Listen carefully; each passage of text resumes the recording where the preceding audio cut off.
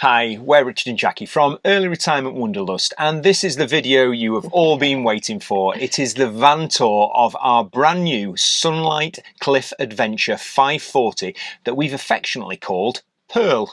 Now, quite a few of you have been asking what kind of specifications we had when we ordered our van, so we thought it'd be a really good idea to go through the configurator with you. We'll talk through some of the things that we opted to have put on the van, and actually some of the things that we decided not to have put on, and maybe our reasonings why. And then we thought we'd give you a really good tour both inside and outside of the van.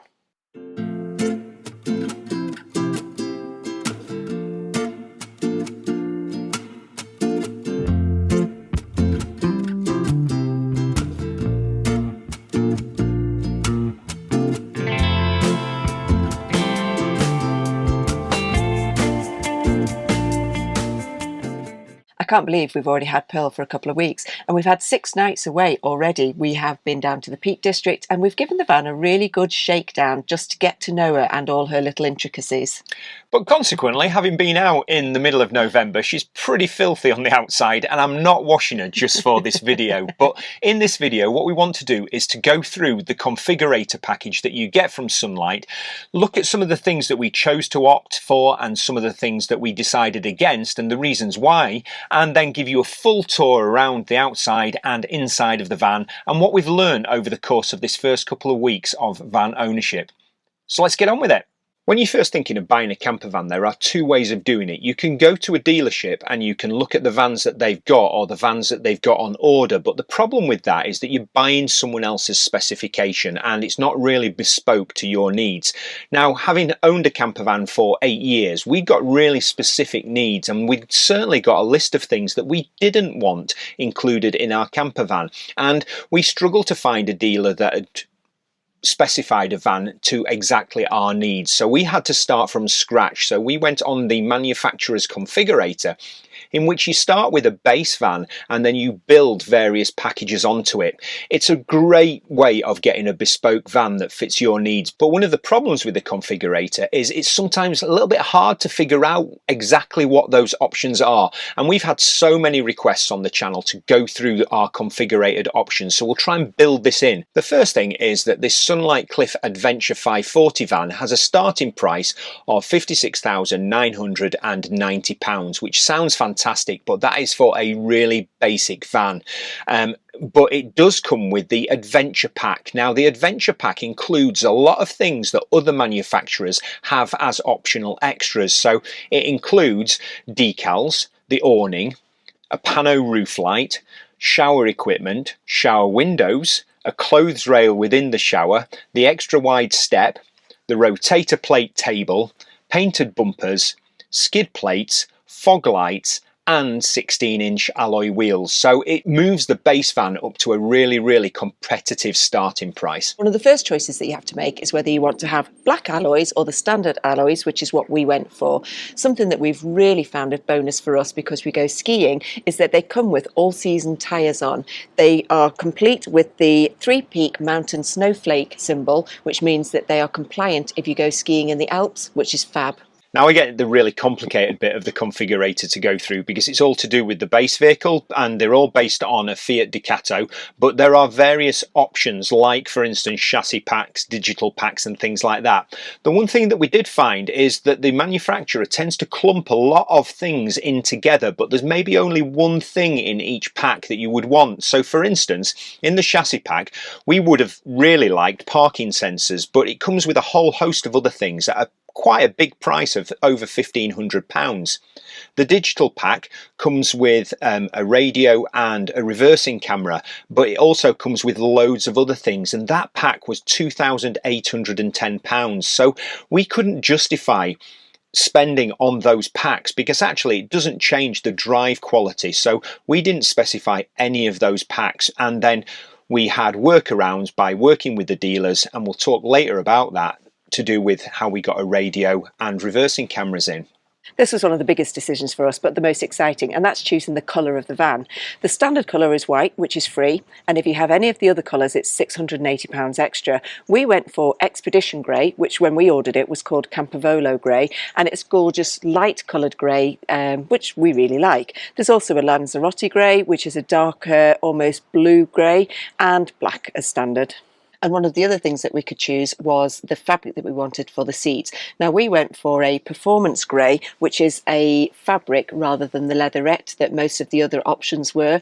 We did that specifically because in Nelson we had him for 8 years and all of the leather had delaminated and he looked really shabby. Now I know these will probably get dirty, but at least we have a chance to give them a good scrub and a good wash. The base van is a Fiat Ducato 2.2 140 brake horsepower Euro engine, and you don't get an option of a manual on this. We only had the option to go for auto, and actually having driven it for a couple of weeks, it's a really nice drive, but I think I'm going to do more of that in a future video comparing the drive of a Fiat Ducato with that of a VW. But more of that in the future. Because we've gone for diesel heating in the van, we opted to pay £40 to have a 90-litre fuel tank instead of the standard 60. We didn't opt for tyre pressure sensors at £250, but we did opt for a spare wheel because the van in its base form does not come with a spare wheel, and for us that travel extensively around the UK and Europe, it was really important for us to have the spare wheel. So £260 for that peace of mind. It does add a fair bit of weight, but for us it was really important. You could opt to have LED headlights, but at £950 we decided we would give them a miss. But what we didn't want to give a miss was a bike rack that's factory fitted at £480. It's quite a sort of a complex fitting system, and I just didn't want to go through that. The one thing I have to be careful of, however, is when I'm opening the doors that I don't clonk my head on this. I've got to learn to do that all the time. Something that we did opt to go for was having the framed windows instead of the standard windows that have almost like a bubble effect on them. It was an extra £570, but we just liked the look of them, and we have heard that they're perhaps a little bit safer, but I don't know how true that is. One of the significant advantages for us about the Sunlight Cliff van is that the fresh water tank is inside, so it's well insulated. You can pay £520 to get your waste tank insulated. We decided not to do that, even though we go to the Alps in winter, because when we're travelling in winter we run a dry van, so we're not too concerned about our waste tank getting frozen because we don't actually keep any water or waste in there in winter. Something that we really seriously considered having was the pop-top roof on it, but we decided against it for two reasons. Firstly, there was the £5,000 price tag. That was a little bit eye-watering, but secondly, it also added 150 kilograms to your payload. We have noticed a couple of bonuses and not having it. One is that you get this skylight above the bed, which makes the bedroom really nice and bright. And I do quite a lot of my work in the day sat back here while Rich is working away at the front, so I think we made a good choice. Another bed option that we did go for, interestingly though, was a bed conversion pack that turns your dinette into a third bed.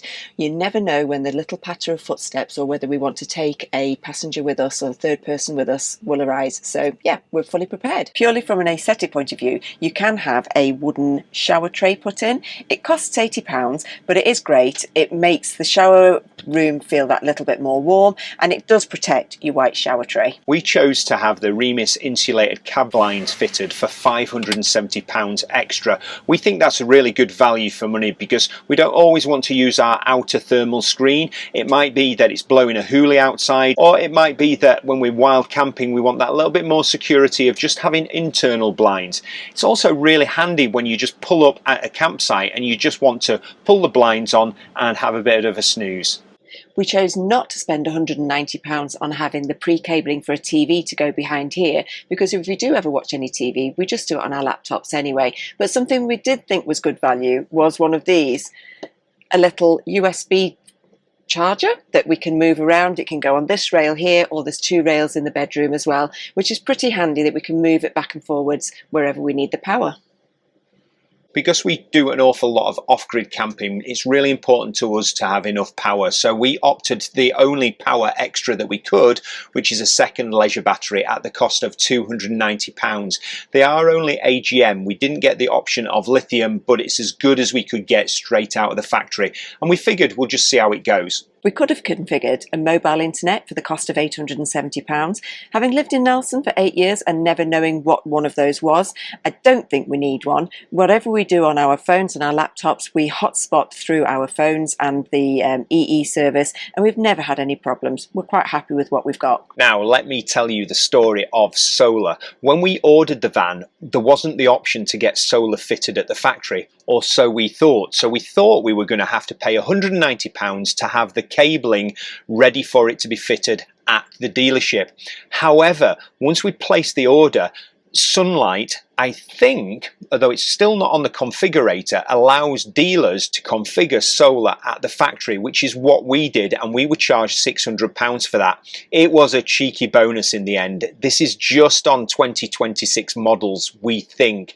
And the cheeky bonus is that we've actually got a Victron charger, solar charger, hidden underneath the passenger seat that runs off Bluetooth, so we can always connect it to my phone, and we've got a 100-watt panel on the roof.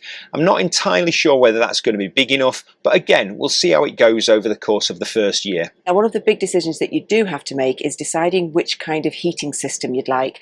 For us, we paid £660 and we went for the diesel Combi 4 that's also got an altitude kit on it, so it will be perfect for us if we do ever go skiing at a higher ski resort than when we go to Bourg Saint-Maurice.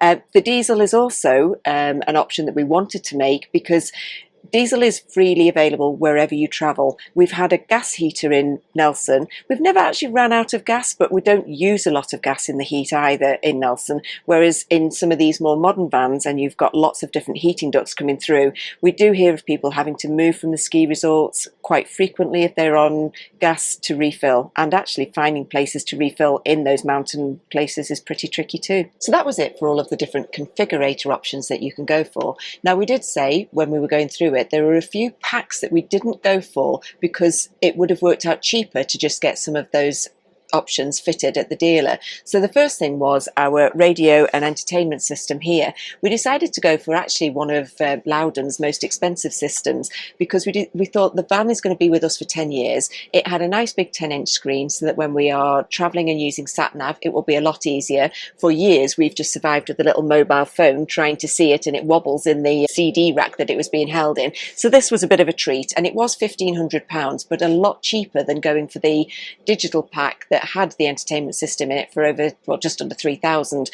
With that, we also had reverse cameras put in, which were £200. With such a brand new van, security is obviously at the forefront of our minds. So we've opted for a Phantom tracker, which was fitted at the dealer for about £500. And we've layered on top of that a security system that marries with the tracker and it links into our mobile phones. As Jackie would say, it's very fancy-dancy, but it just gives us that layer of security that allows us to sleep at night knowing that Pearl is perfectly safe. In Nelson, we've been used to having a underslung LPG tank that you can fill up at local garages, and we decided to go with a similar gas-low system fitted into Pearl. It allows us to fill up LPG anywhere at garages around Europe. It's readily available around Europe. Now, granted, it's an absolutely massive gas locker because we're using diesel heating. We only need one canister in here because it only fuels our hob, and most importantly, it fuels our barbecue point. Loudons have done a fantastic job of retrofitting the gas-low system, and this is where you fill your gas at the local garage and it just then seals up and it looks suitably clean apart from all the muck on it. Now, I think the gas-low system worked out at about 690 supply and fit, and this next bit is a pure indulgence, and it was an absolute pain, I know, for the guys to fit because you have to have the barbecue point at the other side, so they have to thread the gas supply across. But we've got a beautiful gas barbecue point here. It was expensive to fit, and it was round about 590 to get all of that around, but we use our barbecue all the time throughout the summer. And if we think about 10 years of use, then actually it's going to work out per use very cheap. So we're on to the exciting part, just giving you a little bit of a tour of the inside of the van. So I'm sat at the front, and we'll go front to backwards. I love the fact that we've got 2 seats that now turn around. In Nelson, the driver's seat never used to turn around, and it gives us so much space in this little dinette area. Compared to Nelson, this bit is a little bit more of a squeeze. When you are sitting in the VW Transporters, you've got quite a big space in the middle. The table here is a little bit wobbly. Not gonna lie, it's not the greatest feature of Pearl, I'm afraid. I think we probably will have to do something about that, and we have got an idea. One of my friends is a carpenter, and we want to get maybe a wooden table put in here anyway. Anyway, moving on. This is just a revelation in the van. Because the van's so tall, it's just got this little extra cubby hole above the driver's area, and it's perfect for stashing all of our coats and lightweight things. We did realise quite early on that we really shouldn't put anything heavy in there in case it flies out and smashes either the glass plate here or the table just below it. But yeah, it's just perfect for shoving all of those things that are quite bulky but light. As I said, it's definitely a little bit snug in the back here. The other good thing is there are 2 extra passenger seats here, so we can take people on our travels with us occasionally. We did talk already about the fact that we paid extra to have thermal blinds in the front of the van, but the rest of the van, as standard, does come with thermal blinds on all the windows. So pulling up, you've got the thermal blinds, and pulling down, you've got the mosquito nets. So really handy if you're away in warm countries or places where there are lots of midges. Something that feels really fancy-dancy compared to Nelson are these little portable lights. They literally clip out and back in, and there are rails at the back of the van as well, so we can have extra reading lights when we're in bed, but we can also have lights while we've got our dinner. Jackie did mention that this table is slightly precarious. I think it's a little bit more than slightly precarious. A lot of people talk about it on the forums, and we are going to have to do something with it. One of the things we do like, however, is it's got this fold out section, so you can fold it out, and I've got a little sort of workstation here when I'm sat in this chair, or you can sort of swing it even further round, so you've got a nice long table.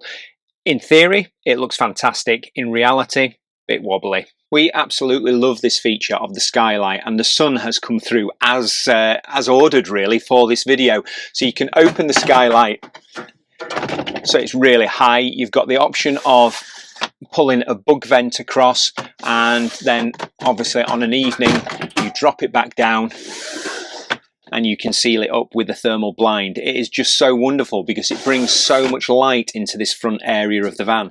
We've had to really get used to some quite sophisticated systems compared to Nelson.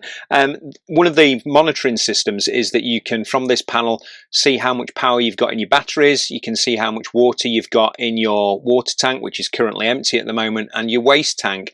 And we've also got the Truma heating. So the diesel heater that we've had installed in the van not only heats the van in terms of the airspace, it also heats the water from the diesel supply, which is really handy. And it's all controlled through this digital control. You can set it for timers and things like that. We don't do anything as sophisticated as that. In the morning when it's cold, Jackie just kicks me out of bed to switch the heater on. A huge selling point for both of us was that the van has a massive door, and also that it's got a fly screen, because when we're in Nelson we used to have to keep the door shut most of the time, because if you're somewhere warm or if you're up in Scotland, the bugs just come in. But this is going to be a game changer.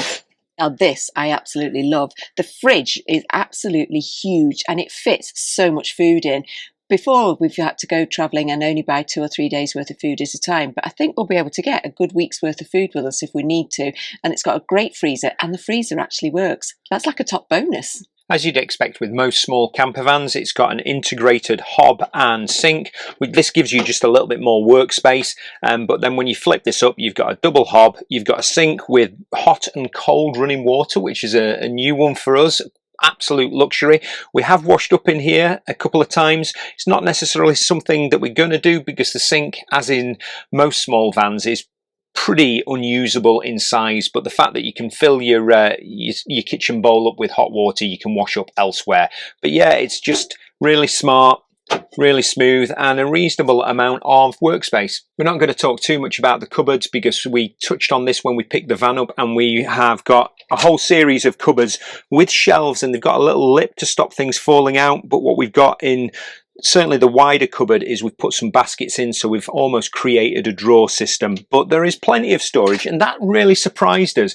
We thought we were going to struggle for storage space compared to Nelson, but with the overhead lockers and the under unit cupboards really. There is plenty of space to store stuff, and we haven't even touched on the boot yet. Now, I'm not actually sure these are in the greatest place because they're right by where the sink is and where the cooker is, but there is a USB and a USB-C point here, and obviously we've got the portable one that we can clip in here at night as well if we want 2 USB points. When you're on hookup, there are 2 plugs there, and then there's the light switch. I have to admit, whenever I'm cooking, I seem to switch the light switch on and off like a yo-yo because I keep catching it on my hip. But yeah, there's plenty of sockets if you're on hookup. I think it would probably have been better if there was an extra USB point and one less electric socket for me. So this is my domain and I absolutely love it. It is so light and breezy in the daytime. It's got the skylight above me and it's got the 3 windows in the back here. It's got my permanent fixed bed. It feels huge compared to Nelson's bed. I think it's probably only about 10 centimetres wider, but it does feel very different. It is just really warm and cosy. There is a heating vent underneath and seemingly it does seem to send the heat up because the bed is on slats here. It's just a really nice space to be in. Now, I tend to sit at the back here and do a lot of my sort of typing and working while Richard's sitting in the front. So we've both got our own space and it just feels really comfortable. Again, it's got a couple of lights on this light rail, so great for us to do some bedtime reading. They are actually quite bright, so Richard likes to move this one onto the rail at that side and sort of have it tucked away a little bit. So it's still light, but it's not as bright as it is if you have them here. I really like the fact that there are 4 cupboards at the back here, so we've got 2 each to put all of our clothes in. They didn't seem massive cupboards when we were looking at them, but it's amazing how much stuff we fit in there, and we've never actually filled them in the trips that we've done so far. Before we get into the nitty-gritty of the bathroom, we're going to do what you all want to see: rate my shower. Welcome to the lovely Pearl, a Sunlight Cliff Adventure 540 campervan, a surprisingly roomy shower room for a 5'40" van. The surprise being that it has a shower room at all in such a small van. An integrated shower head extends up from the basin faucet area. Evidence of the unfortunate presence of a shower curtain. My anxiety levels are rising already. An effective sunlight and vent to expel the steam, a window that allows alfresco showering in the summer by passing the faucet outside, a limited shower head that does the job, but no more, a stylish shower tray that's removable for shower time, but poor drainage through only one drainage hole. I always wondered why campervans have levelling chocks. A drying rail that we'll probably use more than the shower. The room is an ideal drying space for wet outdoor kit. A surprisingly effective Thetford toilet. Liquids only, please. Ample cupboard and storage space in such a small facility. Overall strengths: the temperature of the room, cleanliness, and 10 litres of hot water. Areas to develop, space, shelving, and drainage. An overall score of 37 out of 50 for the lovely Pearl. Not going to go too much into the boot because we covered a lot of it in the previous video when we first picked up the van in terms of the storage crates and things like that, but all I want to say is that on our trip so far we've got nowhere near filling it. One thing of note is if you get the spare wheel option, you do get an absolutely massive toolbox, and we've still got to find a place to store that because it weighs a ton. I'm not actually sure what's in there. It's jacks and things like that, but it does weigh a lot and you do have to find somewhere to store it. Following on from the first video, we did have loads of questions about these. These are just Malenko mud mats. They are really light. We haven't used them in anger yet. I think they're available. We got them from Loudon's, but they're available from all retailers. They were about 29 quid, but they have been recommended by a few people for wet ground and getting yourself out of stuck situations. So hopefully it'll be 29 quid well spent, and they just slide down the side. And then on a safety point of view, we don't know who's fitted these things up here. We've got a carbon monoxide and we've got a smoke alarm, but we are grateful for whoever has fitted those in terms of keeping us safe. So that's it. We hope that you have enjoyed this little tour of Pearl and perhaps some of our explanations to do with the configurator. We just have had that many questions about it. We thought it would be better to box it all off in one video. So this weekend we're away with Luke and Charlotte in Nelson, and that means we'll have had 8 nights all together in Pearl already, and we have absolutely loved her so far. So bearing in mind we've only had 8 nights in Pearl, if you have got any questions, please pop them in the comments below and we'll try and do our best to answer them. But that's it from this week, and we'll catch you next week. Bye bye. Bye.